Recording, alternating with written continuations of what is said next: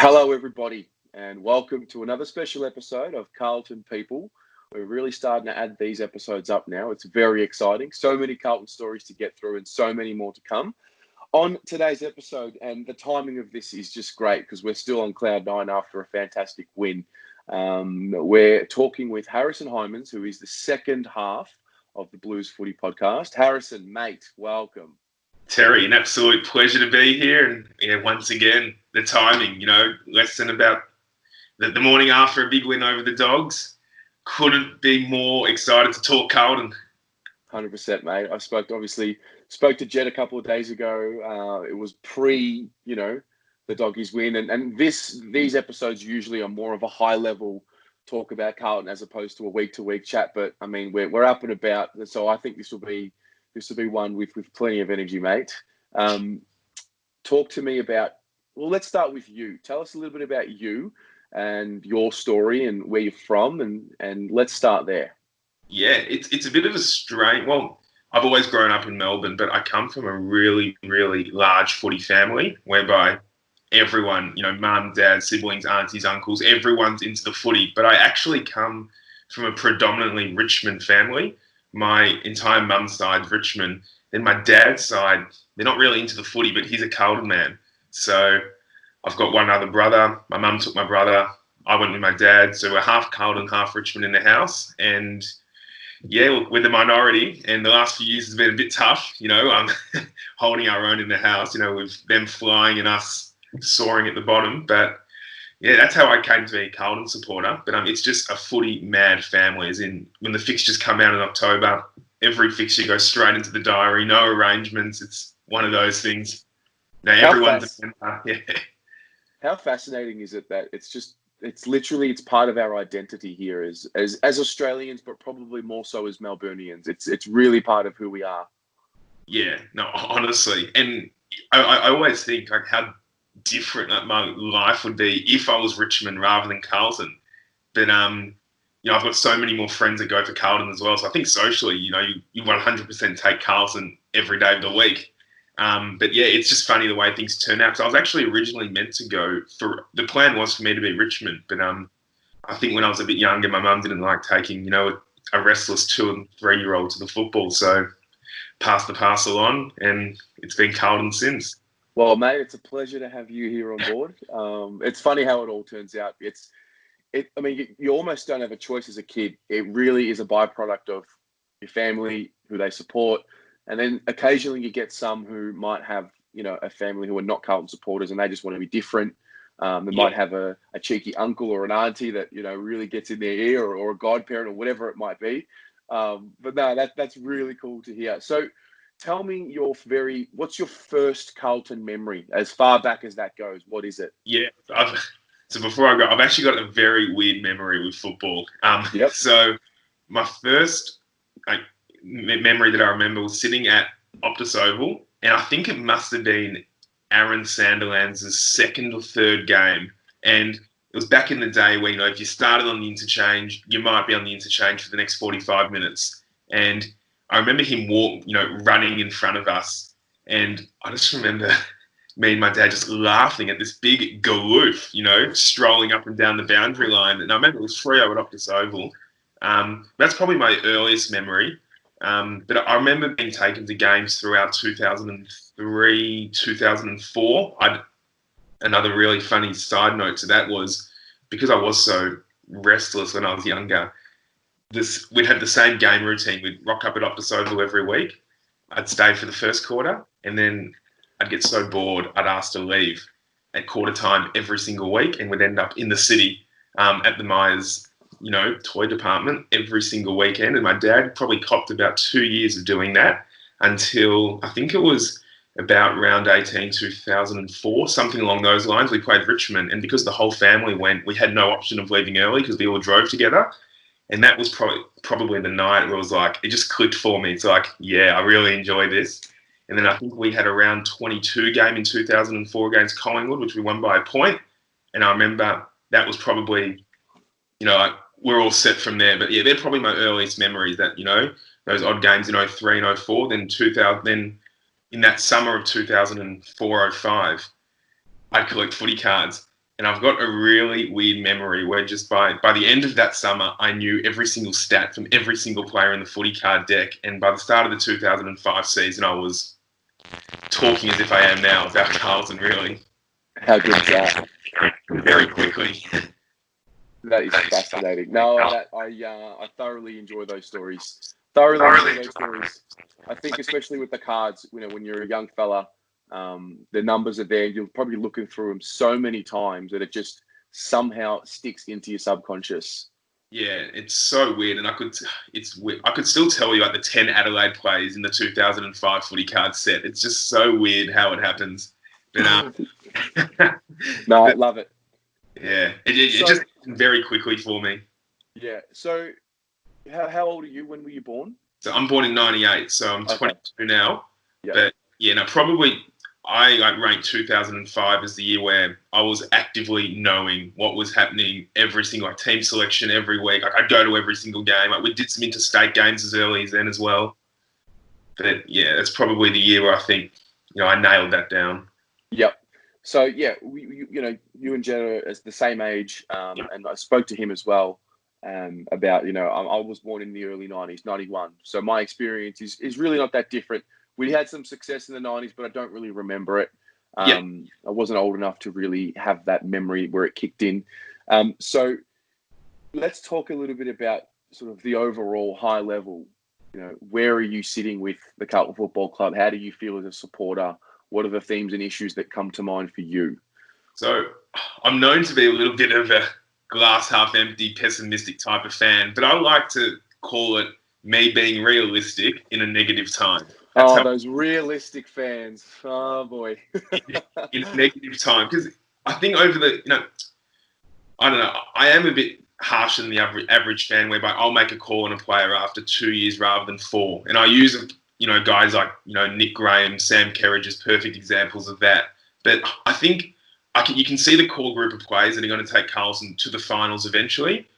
It's just a matter of whether they're going to be able to go beyond, finishing 6th, 7th, like they did under Radden, really. It's about, getting into the top 4, being a genuine... It's like waking up one morning thinking, I think we're going to win the flag. We haven't really had that feeling, later in the season. But it's hard to know. I think the nucleus is there. We've got the spine. I think you've got 3 or 4 genuine midfielders to take you through past 2021. I think the midfield's a little bit skinny. But as we've discussed, we've gone from having a solid, 18 players, and you could probably now put 25, 26 players in that mix on the Carlton list. So it's definitely expanding. So I definitely think there's a light at the end of the tunnel. There should be a list that takes them to the finals, if not next year, the year after. But it's just a matter of finding that perfect balance across the board to contend for a flag. Yeah. I think also we spoke about it just briefly before we started today about like wins for this club are so important given how far back we're coming from and what we've had to endure. We haven't just gone through a rebuild on the field. I think we've gone through a complete rebuild off the field. It's been a complete culture change. And then I feel like what's happened is there's a bit of a disconnect between the modern day Carlton fan and the old school Carlton fan. Because the old, our parents, grandparents, uncles, aunties, cousins, whatever, they grew up with success was just demanded. And so the frustration, for them watching this current team is there because all they know is winning. And so I guess that could be passed on to us. But what is the timeline for you? I ask most people this. So, okay, you said you're a glass half empty. So how do you weigh up, you think this is the nucleus that's going to take us forward and therefore you've got to give it time compared to, no, you should be winning right now. Like where do you stop waiting?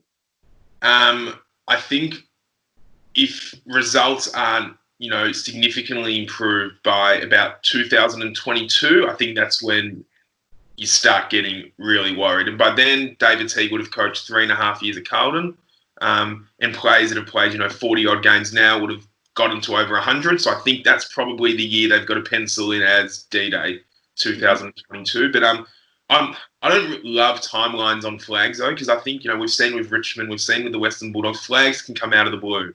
And I think you're speaking about it beforehand. Culture is massive, and and it's the little things that I love to see that get the Carlton players excited. Hitting 100. They'll know they're in the 8, and they would have gotten back to the team hotel last night thinking, like, oh yeah, like they would have been up and about. It's the little things that I love, and you can actually see, like, even the videos I've seen out of the hub, you can see they all love each other. They love the coach.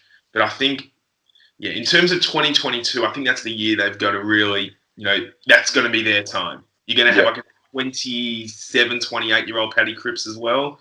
But yeah, I think that's the year. Yeah. I think for me, what I'm enjoying is, I panicked after round 2, after we lost to Melbourne, because it was an 0-2 situation, and it just reminded me of years gone by, 0-4, 0-5, 0-6. Once we beat Geelong and Melbourne and we lost to the Saints, I wasn't as devastated, because for me, I'm looking for little milestones along the way. And those milestones for me are obviously wins, but genuine signs of improvement. And you might not necessarily win every game, but you want us to at least show improvement. And I think we can safely say after 6 rounds in 2020, we don't know, you could be watching this video at home years later, but after 6 rounds in 2020, knowing where this group in this rebuild has come from, there's actual signs of, oh, okay, they're improving. And I think we can take solace in that. I think it's also the fact that, hey, there's a game plan. Like, the Carlton brand of footy, which is important, because I still don't know the Brendan Bolton brand of footy. I still sit here, I've got no idea. But, you can see there's a consciousness to go through the middle, link up through the middle via handball. You can see the blueprint's there for them. Yeah, absolutely. So let's talk a little bit about some of your favourite games that you've ever been a part of, whether it's at the game or just moments. What are some of the key game day experiences you've had in your life? Well, given my Richmond allegiances, the 2013 elimination final is a big one. We don't go to Carlton Richmond games together. We still sit separately of each other. But yeah, that was just, we were quietly confident going in, because we had their measure during that 2013 year. We lost to them by a kick in round 1 and beat them in round 21, I think, of 2013. But winning that game, taking Essendon the whole week leading, and beating Port Adelaide the week before by a point, which is probably the next best game I love to watch on YouTube. That fortnight of Carlton football is probably as good as it gets. Coming from behind against Port and Richmond and winning to get to a semi out of nowhere. But those games, the other one that I love was the 2017 game where we beat GWS by a point. That was just, Eddie Had was pumping that night. They're probably some really big games. And I remember as a youngster, the 2007 game where we came from 8 goals down to beat Essendon. I actually remember my dad looking at me during the first quarter being like, when do you want to call it? And I'm like, oh, wait on a bit. Like, we just got here. And, to come back and win. And I think that got us a 2-1 at the time, which was pretty big. They're probably the top, 3 or 4 games, I reckon. I was going to say there was another one. There's one that's you know what it was? It was North Melbourne on a Friday night in 2013 when we won by a point. We were about 5 or 6 goals up during the last quarter, and they were coming hard. Yeah. And I think that got us in the 8 that night, and they ended up finishing 9th or 10th that year. So, that was an 8-point game. But those are probably the big ones that I remember. But it's the finals wins, big rivals, Richmond and Essendon at the MCG, 90,000 to beat them both. They're pretty good. Yeah, no, obviously it's been a tough time for us with wooden spoons and whatnot, but we do have the ability to have the memory of beating Essendon in the final, beating Richmond in the final. Would love to be around for beating Collingwood in a final one day. Hopefully it happens. When you think about the prospect of eventually playing finals, whenever that is, what does that do for you? Like, can you imagine us in the finals again with this group? This city's going to be something else, mate.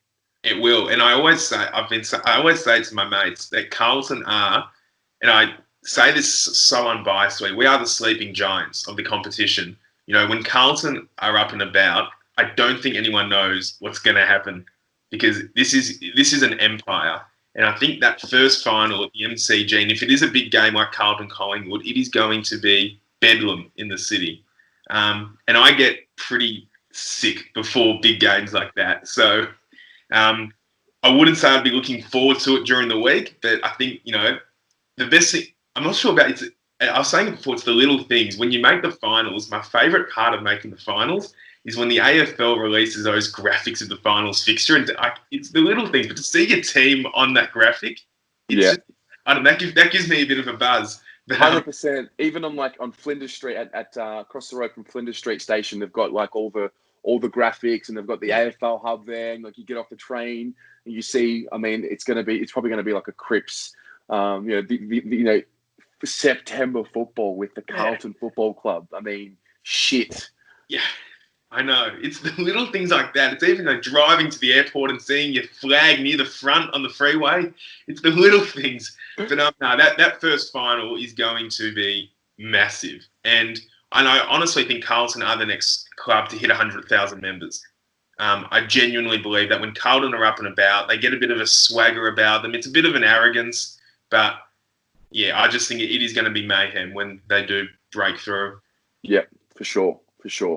I want to talk a little bit about Blues Footy because I obviously had Jedd on, and I want to get your side of the story as well. So for those watching at home, as I said, Harrison is the second half of the Blues Footy podcast. So talk to me about Blues Footy from your experience. How did you start? How did your thought process get involved? And what are you enjoying about doing the podcast? Yeah, well, I got a call from Jedd at the start of the season being like, I think there's an opportunity here. And I've done a bit of podcasting with Jedd in the past as well, in regards to the football. But, I said it'd be a great idea. And, I'm not as active as him on Twitter, but because I kind of hide behind my Chris Judd profile picture a bit. But he just said because Carlton is massive on Twitter. It's a big presence. So he said it was a great opportunity to get, listens and just a bit of connectivity and get to know people. And yeah, it's honestly, people have gotten around it. It's been great. The reception we've got, even on week 1 was unbelievable. So,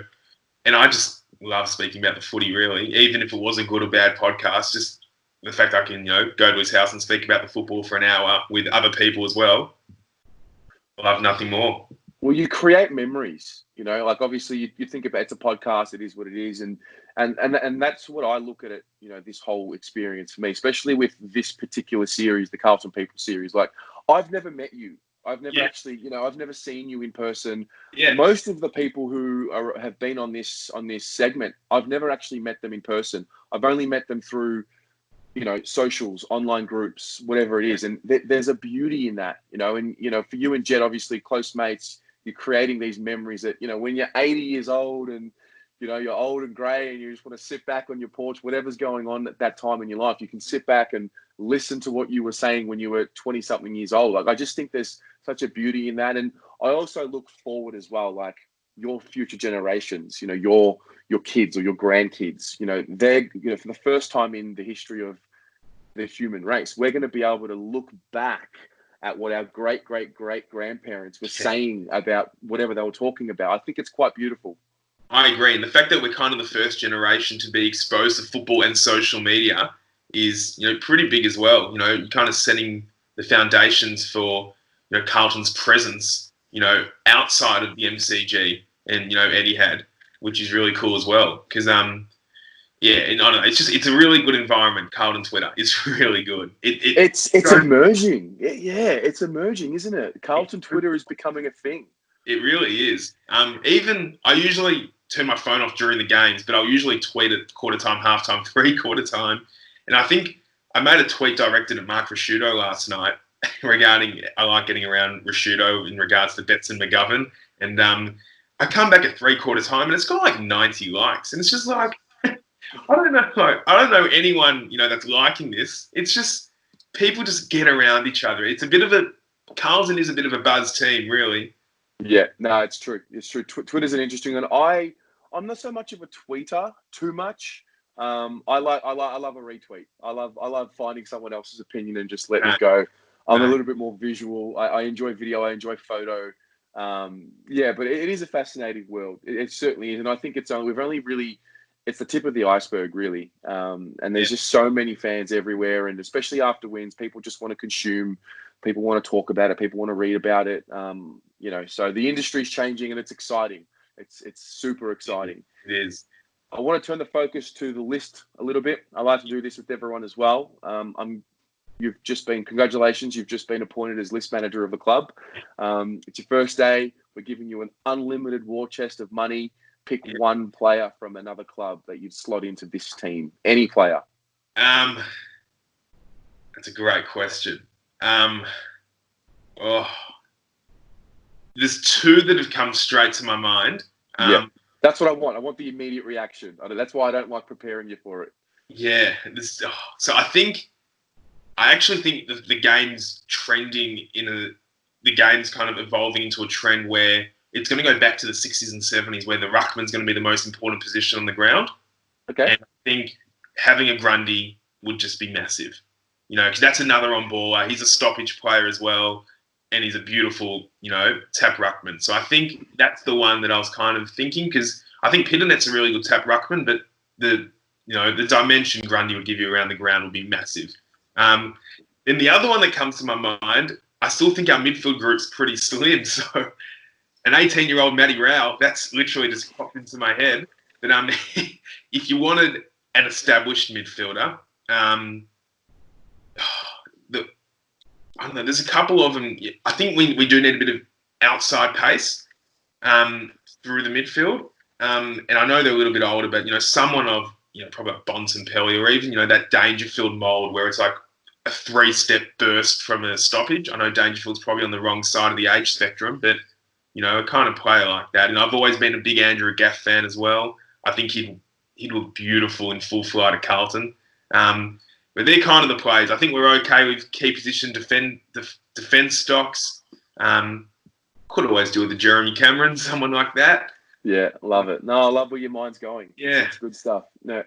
What about the guys that we have at the moment? Who is maybe one of the younger players who's maybe not even getting a game at the moment, who, you want to anoint as your boy, that, the unsung hero that people will know in a couple of years' time? Is there anyone you got your eye on? I think it has to be Setterfield. I think Setterfield is going to be the Robin to Cripps' Batman very, very soon, if not already. He's only played, 20-odd games? Not even, maybe. Still, he's my age. He's still so young, Setterfield. And his last 3 weeks against Essendon, St Kilda and the Bulldogs, just phenomenal. I think he's found his home at stoppages. He's found, his use in that Carlton midfield group, because I think he looked a little bit lost last year. But I think Setterfield's going to be that unsung player that not many clubs would really, know about. But I think he's going to be the one where when he hits, you're going to know about it. Yeah, no, I love it. He's got a bit more responsibility, and he seems to just be building. You mean we don't want them to be so much better than the week before. Like, for example, Cunningham, he's had a breakout game, and then he's sort of quietened down a little bit the next week. Where Setterfield's just gradually gotten better, little bit by little bit. And I think you'd rather that, because when you get better a little bit by little bit, you can always draw on the previous game and build off that. Yeah. Rather than just have a flash in the pan performance. And look, I hope he's not a flash in the pan. Don't get me wrong. I hope he still continues to improve. But yeah, Setters for me so far this year has definitely shown a little bit more week to week, and it's important. I think across the board we need each and every one of these youngsters to to really show something each week, because we are a developing team. We are a team on the improve. We're not looking for a grand final win this year. We're looking for a competitive team that's improving and that can compete with the good side. So yeah, no, I love that one there. And mate, the final question. Actually, no, it's not the final question, because there's another point I want to bring up. I spoke about this with Jedd, and he tried to take your call from you, and I want to make sure that you're given as much credit as possible. Talk to me about Charlie Curnow and what you would do with him when he comes back into the side next year. Charlie Curnow is not a centre-half forward. He is a ruck rover. They have to put Charlie Curnow on the ball. Okay. That is just a whole nother layer. That is an opposite. You got to almost think, like, what would an opposition coach think of this move? And if I'm an opposition coach coming up against Charlie Curnow, Paddy Cripps, and let's say Sam Walsh at a centre bounce, I've got no idea where I'm going with this. He's an aerobic beast, Curnow. He can cover the ground. And I talk about that Dangerfield first 2-3 steps out of a stoppage. He'd be massive with that. And I think he'd really accumulate. And he'd be that link man between, the arcs as well, which I think would be huge. Because I was finding a bit last year that, I'm not sure about you, but he gets a little bit under the ball when he's leading at it. I just feel like he loses his bearings a little bit, Curnow. And I'm not saying he's a bad centre-half forward. I just think we'd be unearthing another beast with him in the middle, and it would still allow you to play the 3 tours we saw last night. Yeah, I think I want to see him still have forward minutes, because a guy that can kick 7 goals in a game, there's not many of them in the league. I definitely get the point. I think he's got the attributes to do the midfield work. It remains to be seen yet if he can. I think he can do it. But if he played the Dustin Martin role of, stayed home forward and then put him through the midfield. If he gets tagged, put him forward, sort of move him there and there. And then, if that is something that eventuates, he and Cripps, it's a problem. That's a serious problem. So I hope you're right. I hope there is something there. I hope that it's worth tinkering with, because the way it's going at the moment, we've got Harry and Mitch. I mean, I've spoken about it. Harry, he's the future, so you want to persist with him. Yeah. Mitch, he's the big recruit. You invest a lot of resources to get him, so you want to pursue with him. Levi, he's just playing and deserves to be playing, so you want to keep him in the side. So it's going to be really cool to see, because if Charlie comes in, which you think he would, because he's definitely in the best 22, someone's going to have to be squeezed out. Now, whether it's a forward, whether it's, I don't know, one of these mids, who knows? We're going to have to wait and see. But it's very interesting. It's a fascinating point. Last question. Yep. We're going to look back on this video. It's our memory. When do we lift Premiership number 17 up? I don't want to sit. Oh God. Let's hope 2023 they're holding the cup. Okay, 2023. So it gives us some time. Give him, I think give him a couple of years in the finals before they really, go for it. Yeah, love it. Well, mate, I want to thank you very much for your time. Appreciate you saving some time to make this memory with me. And for those of you watching at home, the Blues Footy Podcast, you can get them on Instagram, Twitter, Facebook, all the major podcast platforms. Guys, keep up the great work, and I'm sure we will be in touch throughout the year again, mate. 100%. I appreciate it, Terry. Cheers. Go the Blues, mate. Go Blues.